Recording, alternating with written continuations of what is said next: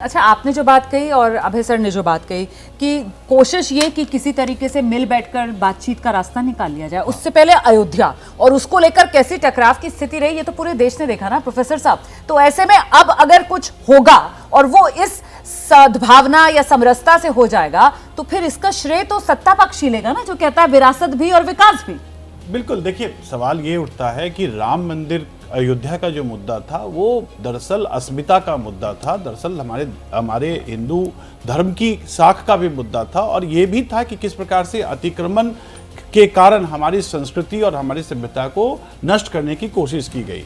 लेकिन ये भी है कि हमारे धर्म में ही समरसता भी है और जो फैसला हुआ वो फैसला हुआ भी न्यायालय के द्वारा, तो न्यायिक का जो क्रेडिबिलिटी है उसका एक्सेप्टेंस भी है।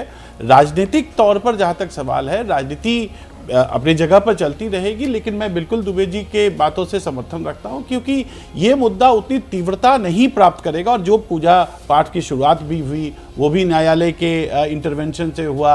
उससे पहले जो एएसआई की रिपोर्ट आई उससे भी कहीं ना कहीं ये बिल्कुल अब लग रहा है और लगता है और जनमानस में भी ये इस प्रकार की भावना है कि अगर वो एएसआई का रिपोर्ट ही उस पक्ष में है तो जाहिर तौर पर जो अंतोगत्वा फैसला होगा वो न्यायिक फैसला भी उसी पक्ष में होगा। तो मुझे लगता है कि लोग वेट करने के लिए भी तैयार हैं, पेशेंस भी है।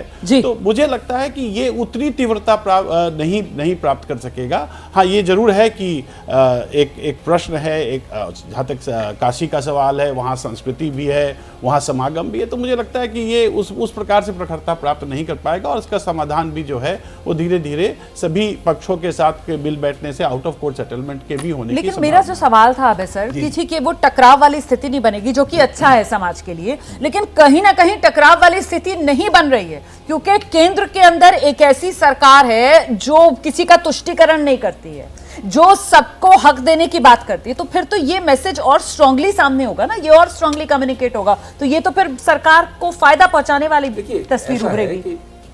तुष्टीकरण वो तो एक इस तरह का स्पेक्ट्रम है, जब एक तरफ का तुष्टीकरण रोक दिया जाता है, दूसरी तरफ का तुष्टीकरण शुरू हो जाता है।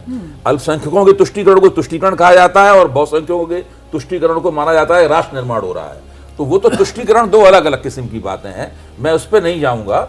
लेकिन जो मैंने पहले कहा था, जो इस वक्त देश में माहौल है, राजनीति का, समाज में प्रभुत्व का, राजनीतिक वर्चस्व का ग्राफ जिस तरीके का है, उसमें मुस्लिम समाज में बहुत सारे बुद्धिजीवी और उसके कई नेता अब इस तर्ज पे सोचने लगे हैं कि बजाय इसके कि हम लोग संघर्ष करें, बजाय इसके कि हम लोग अपनी दावेदारियां पेश करें किसी तरीके से, उससे कुल मिला के अंततः नुकसान अल्पसंख्यक समुदाय को होता है।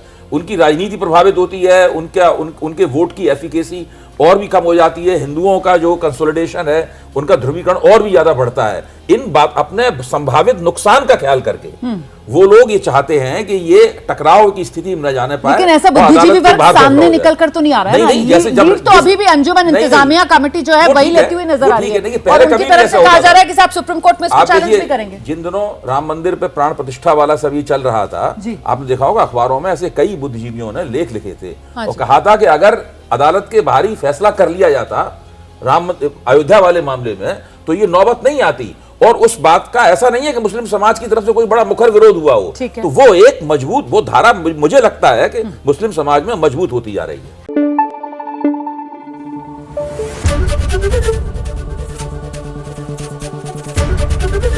एबीपी न्यूज आपको रखे आगे।